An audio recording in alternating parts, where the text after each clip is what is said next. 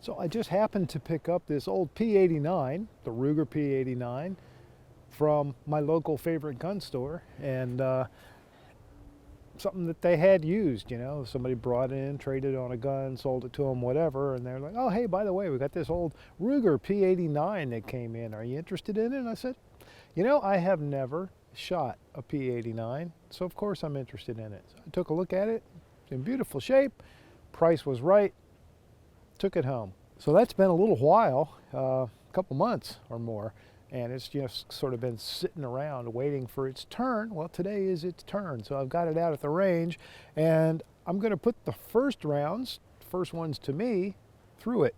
I'm sure it's had plenty through it in its lifetime. In fact, I just loaded up the 2 magazines. Comes with 2 15-round magazines, and the spring was nice and loose. So they were pretty easy to load up.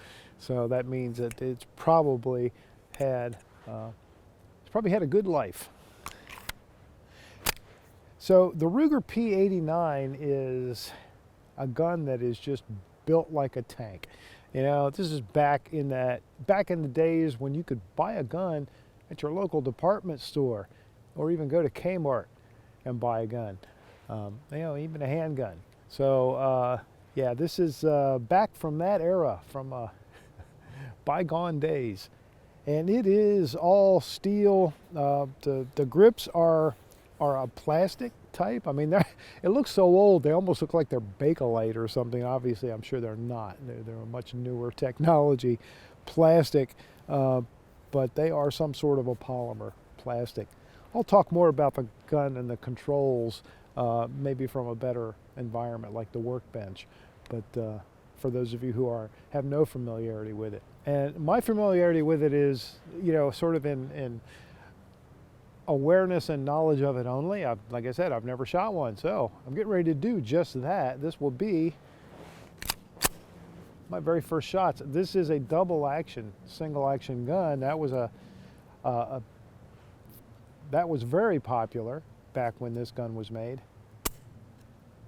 All the SIGs were double singles, and of course you had the you know, the Smith & Wesson Gen 2s, Gen 3s that were popular at that time. So this was the technology that was preferred back in those days.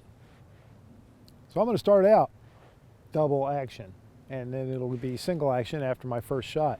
The sight picture are 3 white dots, and they're a close, tight sight picture. And it looks like they are true.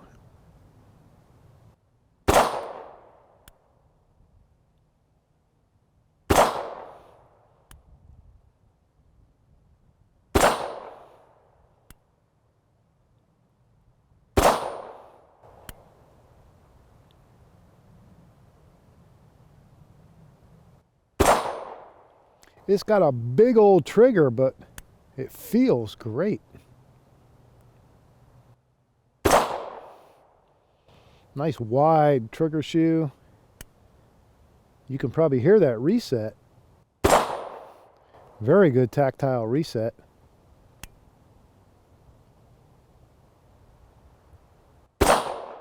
And an excellent brake.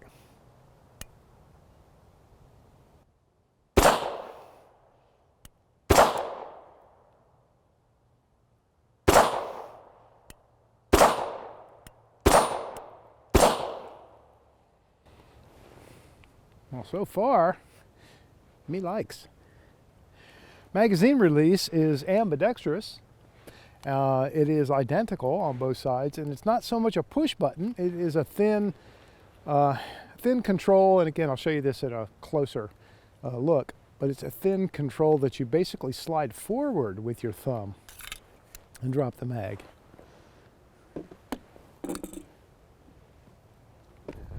All right, 15 more rounds. Let's see if I can put all 15 of these in the head of the target. This also has a decocker and a safety.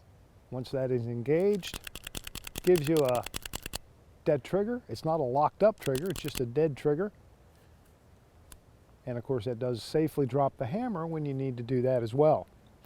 I'm going to once again start out double action, and I'm going to see if I can put all 15 of these in the head of that target.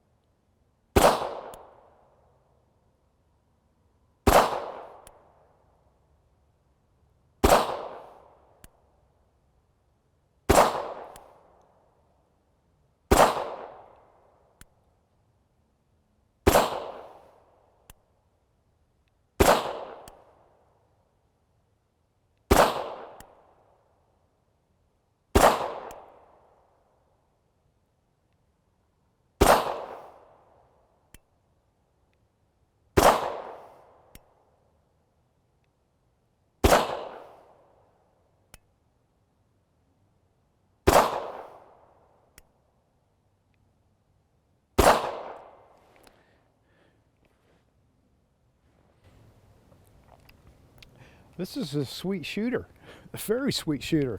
I actually have a family member who owns one of these and bought it new back in the day. And he loves it. He's sworn by it for years, and oddly enough, I never shot it because he's stingy and he's never offered to let me shoot it. That's why. But I can understand why folks like them. It's a nice gun, built like a tank, just absolutely built like a tank. But it's a sweet shooting gun.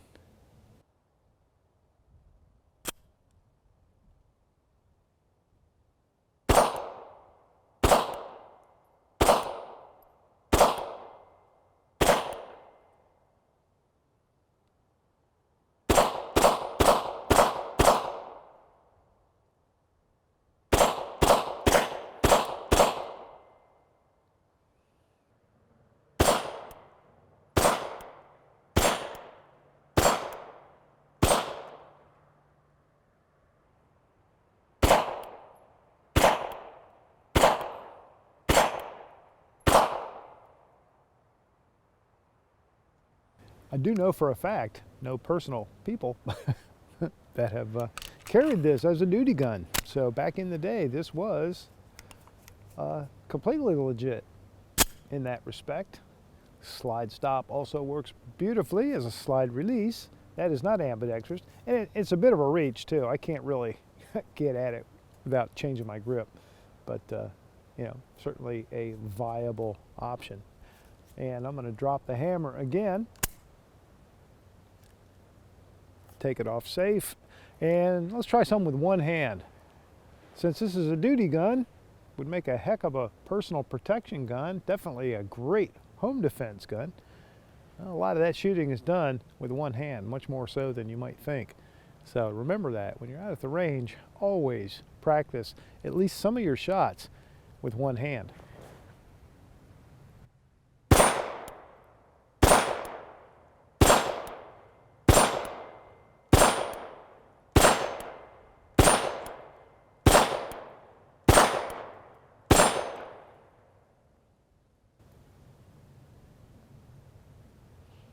And when you're shooting one-handed, you'll notice, as you saw with me, you get a little frisky and that group opens up pretty wide, which is all the more reason you need to practice it. But of course, you don't have to use the slide stop, slide release. You can also slingshot it or overhand it or however you want to do it. And once again, I'm going to drop the hammer, put it in double action mode, and I'm going to go left-handed. So, just as I harped on a minute ago about you should always practice with one hand, it's also a really good idea to practice with your offhand as well, because if the good one is injured or otherwise engaged, this is the one you're going to have to rely on. So let's see what I can do with my shaky weak hand. My left hand shakes like crazy.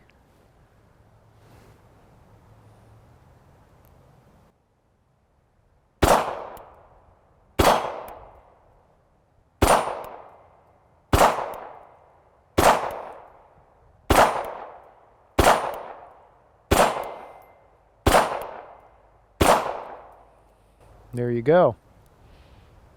if you work that into your normal drills, just, even if you just shot one magazine, one-handed with each hand, if you do that every time you're at the range, you'll be better for it. That's my public service announcement for today. All right, here's just a quick, better look at the Ruger P89 on the work table, where you can see it a little bit better. So this is how I got it. Again, this was picked up used, obviously. They haven't made this gun in a really long time. And I got a great deal on it, and it came in its original box. And we opened the original box, and you can see that it also came with the original instruction manual, which is nice. Not much has changed over the years in that respect. They still pretty much look the same, but that's good to have the manual, and it's in nice condition. And this is just how they came in the box. So you have the gun, magazine in the gun, another magazine, and a little magazine loader, which is made out of steel, which is interesting. So the P89 was part of the Ruger P series, which was really their first endeavor into the center fire duty gun, or military or police type gun. And it started with the P85 that predated this one by a few years, and then it continued all the way up through I believe the P90, and then there were some other model designations later. The P89, though, I believe, and again, I am not an expert on this gun, but I believe the P89 was really the most popular of them all. I think it had the sort of the best of all the different configurations that they offered. And the gun, again, as you can see, it really is just a tank. It is really built.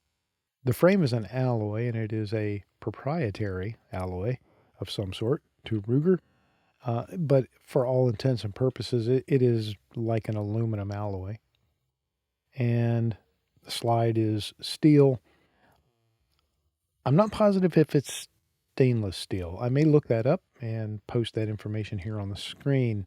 The barrel is stainless steel, and I believe the guide rod is also stainless steel.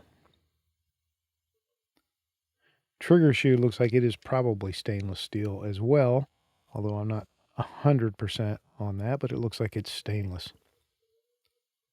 This was not a billet, though. This slide was not milled from billet steel. This was forged, and they had a process where they would forge the metal and then sort of mill it from their forging. And again, I am not the expert, but I know that Ruger had a kind of a innovative process in that respect.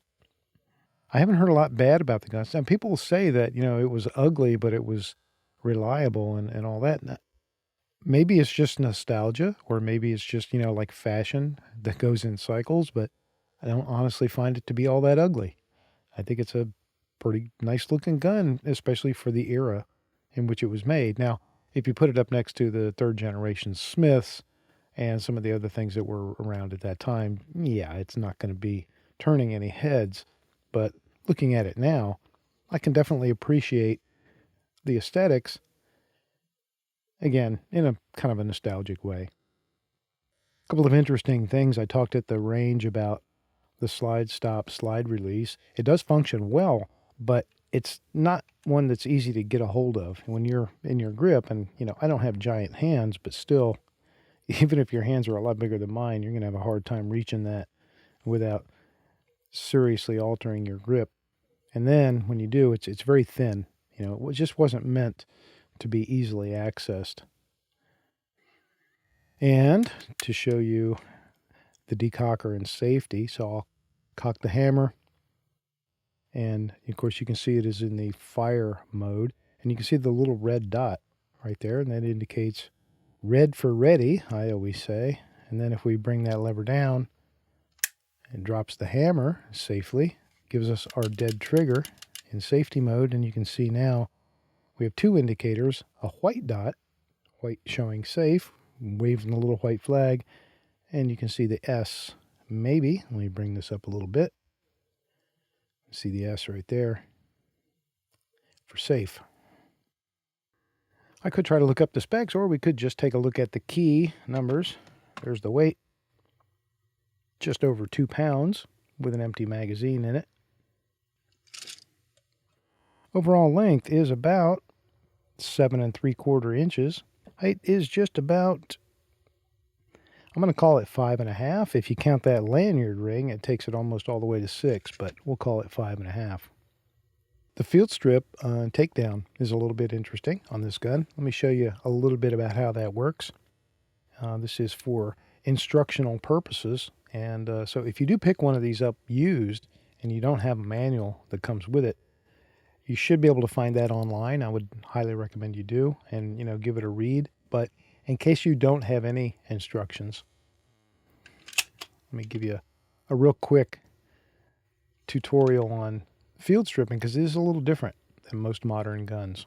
So you lock the slide back like that. The easiest way to do it is with the empty magazine, and then remove that empty magazine, inspect the gun and make sure it is empty. And I always say, look at it with your eyes and then look at it with your finger. So stick your pinky down in there and feel that empty hole.